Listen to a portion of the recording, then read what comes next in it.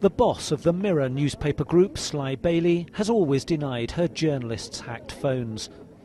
When the disgraced News of the World folded, she printed extra copies of her own Sunday newspapers. Trusted and respected brands, she called them. But in a witness statement, a former reporter on the People newspaper, David Brown, said his colleagues regularly hacked phones to get stories. He said a number of methods used to pry into individuals' lives were illegal, and I have little doubt that if these people knew they had been spied upon, they would take legal action for breach of their right to privacy. The TV star Ulrika Jonsson had her mobile phone hacked by the People, said the reporter.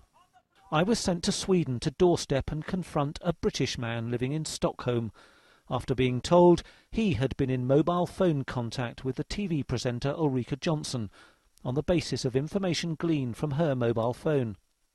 This was done by screwing or tapping Miss Jonsson's phone's message bank. The reporter said other targets were Big Brother star Jade Goody, TV presenter Noel Edmonds, Coronation Street actress Tina O'Brien, boxer Frank Bruno, and EastEnders Jessie Wallace. All of them, he said, had People stories written about them based on information from their mobile phones. Reporter David Brown wrote his witness statement after the paper fired him. He'd been accused of stealing unused stories from other papers within the group. His colleagues, he said, were guilty of far worse, phone hacking. He claimed unfair dismissal, but the company agreed a secret settlement with him. David Beckham was featured, said the reporter, after the People hacked the phone of his children's nanny. A front-page story alleged that the footballer had left angry messages on her phone. When he complained, the paper quickly paid him compensation, and it did so, said the reporter, because it couldn't admit to phone hacking. The Fleet Street hacking scandal emerged after the arrest of the News of the World royal editor Clive Goodman. That was the 8th of August 2006.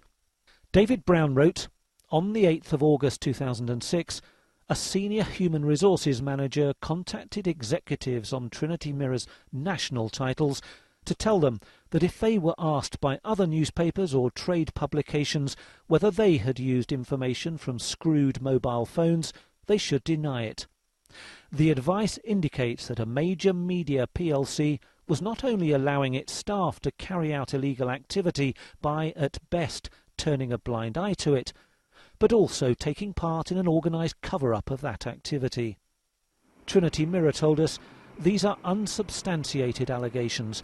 All our journalists work within the criminal law and the Press Complaints Commission's Code of Conduct. We have seen no evidence to suggest otherwise.